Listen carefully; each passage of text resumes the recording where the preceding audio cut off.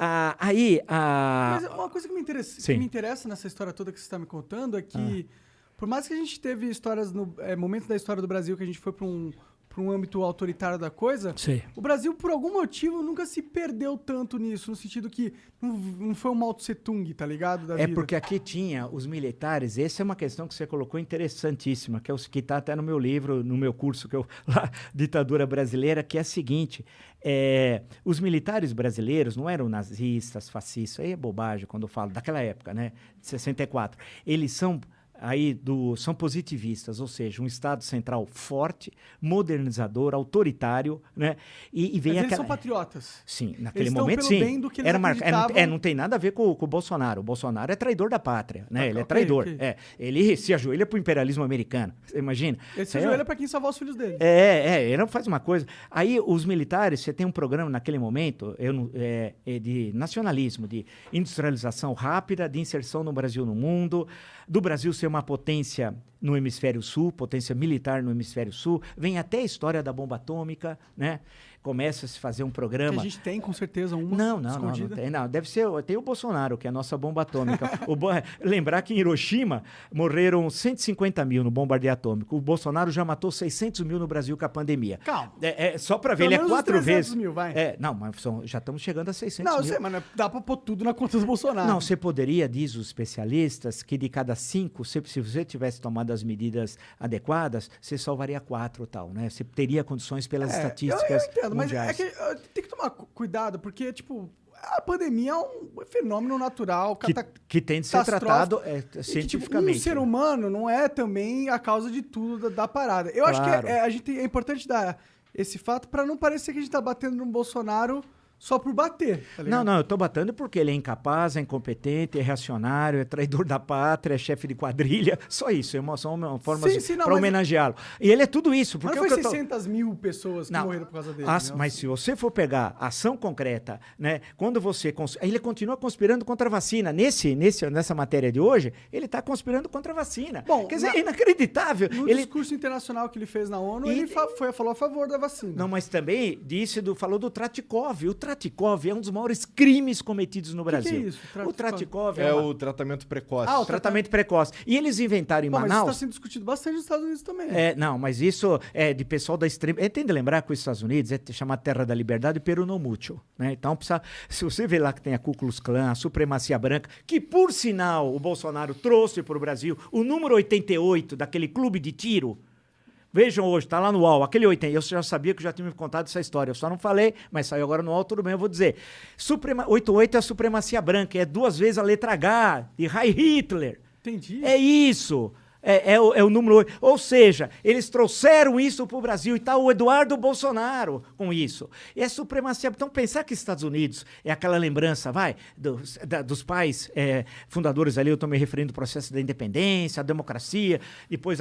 Você tem que lembrar que a emenda 13 da Constituição Americana não aboliu a escravidão, hein? Leia, inclusive, a luta até hoje da Angela Davis, leia a continuidade da 13ª emenda. Então, é um negócio complicado, mas que é uma referência em debates políticos para nós, claro que tem coisas fantásticas lá, em termos da cultura, grandes escritores, filmes, não mas é necessário tomar cuidado das coisas que vêm. Eles não são também o arauto da moralidade mundial. Da moralidade também, tem casos lá de terrível corrupção e tal, mas tem coisas extremamente legais, bacanas e tal. Agora, e que nós somos aqui tributários, né? Basta ver a influência dos anos 60 lá aqui no Brasil. Esse por aí vai. mesmo aqui é totalmente baseado na cultura americana. Não, e você pega, outro dia eu estava falando até estava no Jornal da Cultura, só um parênteses, aí tinha um senhor lá, e eu me lembrei de um filme chamado Easy Rider, que aqui chamou Sem Destino, né?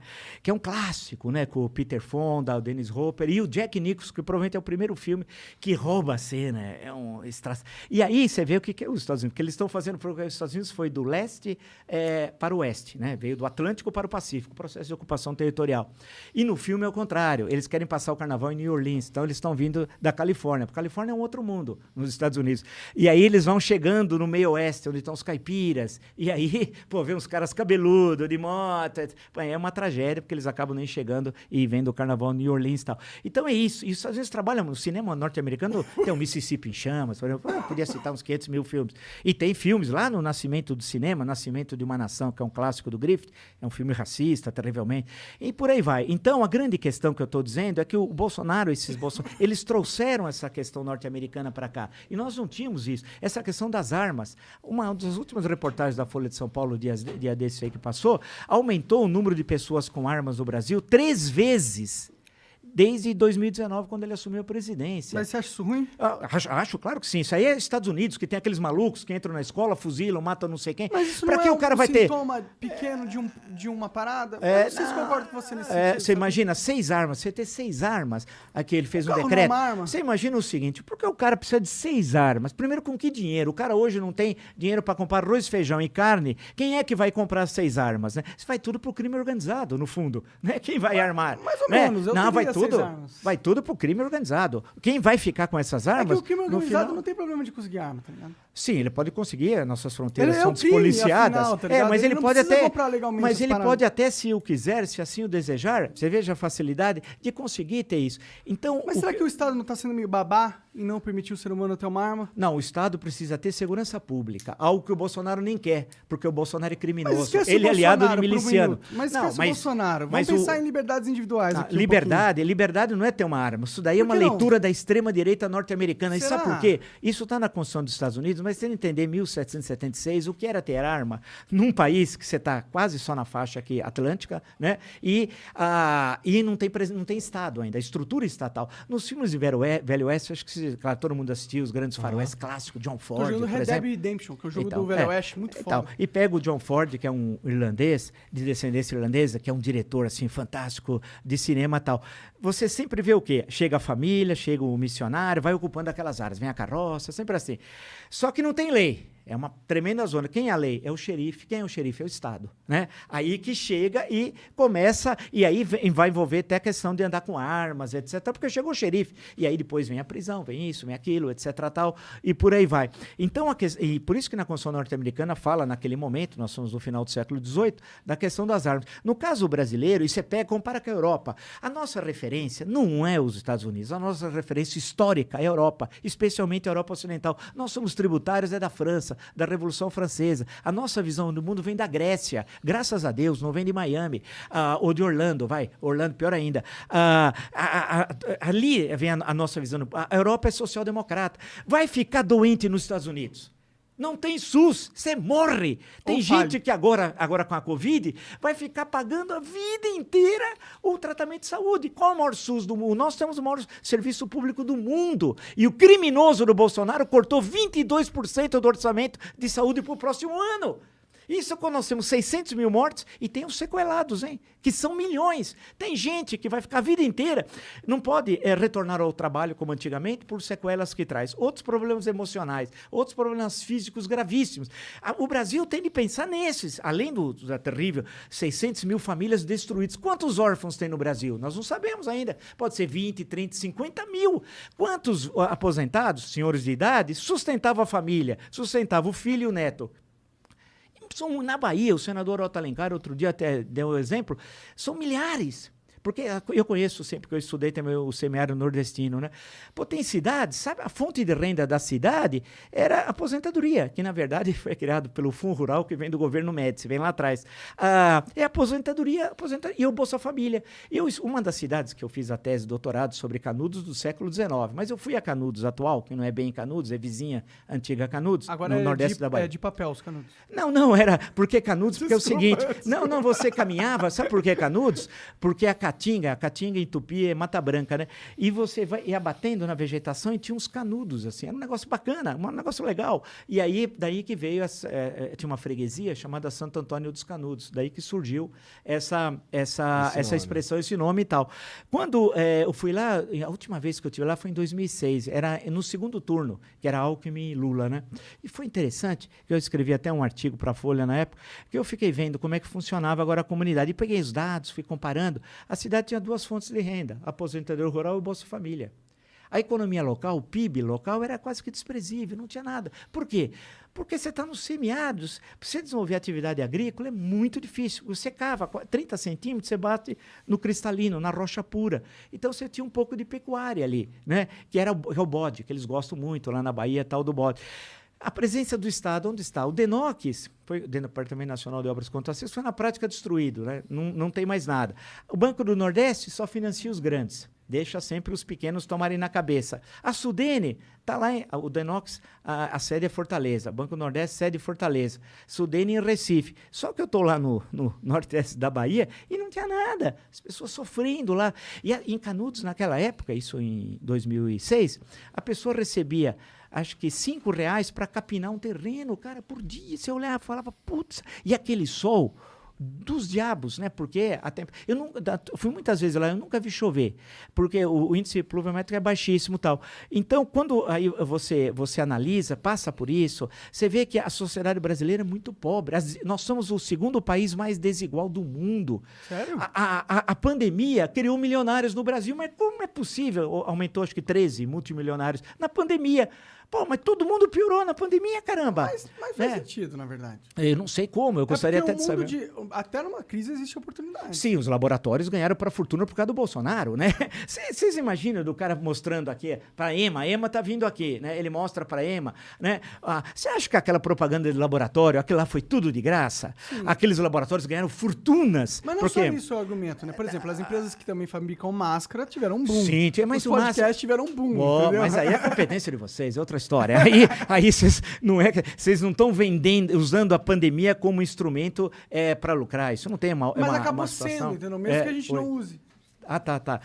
Mas a coisa toda, se você for analisar, é que a nossa situação piorou muito. Mas piorou muito com o processo da pandemia. Aumentou as desigualdades sociais. Mas faz sentido também numa pandemia isso acontecer. Mas se tivesse o governo, seria diferente. A grande questão, que o Paulo Guedes é um tremendo falastrão, eu sempre digo, nunca escreveu um livro, não conhece o Brasil. Se nós tivéssemos tomado naquela conjuntura as medidas econômicas necessárias, que era proteger o micro e pequeno empreendedor. Estavam falando do BNDES ontem, no senhor lá da Ravan, que tem 57 empréstimos, dos quais 50 na época do PT. Mas o pequeno negociante, o pequeno produtor, não tinha jeito. Esse passou foco. O pequeno, o micro, o médio. Então, a questão toda, se você for desenhar todo esse cenário, você não tinha uma política econômica de defesa dos mais frágeis. Por outro lado, a discussão da Bolsa, depois do auxílio emergencial, o valor foi a Câmara dos Deputados que estabeleceu os R$600. Não foi ele, que era 300. E aquilo permitiu a economia circular num momento fundamental para o país, a economia circulou. Porque senão, a tragédia seria, não foi menos 4,1, né, o ano passado, do PIB negativo, seria muito maior e as pessoas também passariam situações muito mais difíceis. Então, a grande questão é que você precisa, e aí é o nosso desafio, e vem a tua questão inicial lá, é como você ter um governante que tenha sensibilidade social, competência para estabelecer alianças políticas, né, que isso é indispensável, defesa da democracia, inserção outra vez do Brasil no mundo, porque a economia global, não pensa que se nós não olharmos para o resto do mundo, nós vamos ficar absolutamente isolados. Buscar parceiros, estimular a juventude, não deixar que ele... Eu entendo, as pessoas falam para mim, olha, eu vou mudar do Brasil. Eu falo, não, mude o Brasil, não do Brasil. Né? Não é possível a gente mudar. Temos que batalhar. Eu já falo, sai daqui quando você pode, mano. Não, tem de mudar, nós temos de mudar. Então nós temos de construir. Você não vai mudar. Só sai daqui, se você pode, sai daqui. Mas nós temos condições, porque as condições estão colocadas. Por exemplo, se você olhar os próprios setor primário, a agricultura, a pecuária, que é muito eficiente, nós temos um setor de serviços que pode se desenvolver bastante e muito. Precisamos recriar o setor industrial. O potencial a gente tem. Com certeza. Potencial a gente tem pra caralho. E o setor industrial, você imagina o seguinte... Que precisa ter mas precisa ter plano, precisa ter projeto. Esse governo, isso por exemplo, não tem. tem. O Brasil não tem então, plano. Você olha pro futuro do país e você só vê desgraça. Então você... Não, a gente vê no nosso horizonte próximo aí um Bolsonaro versus Lula. Isso aterrorizante. Isso é aterrorizante. Agora, precisa ver... É aquela história, nós estamos ainda há 13 meses da eleição, né? A política é muito dinâmica, né? Teve eleições que 13 meses ou 12, se preferirem um ano antes, tinha um quadro eleitoral e depois na eleição foi outro. O processo é muito dinâmico. Precisa ver o que vai ocorrer nesse processo, ou seja, como é que isso vai evoluir, né?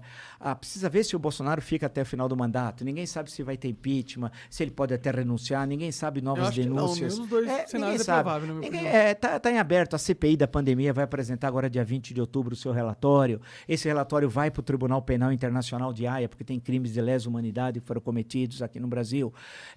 Então, precisa ver novas denúncias de corrupção. Acontece, tem muitas variáveis que a gente não domina.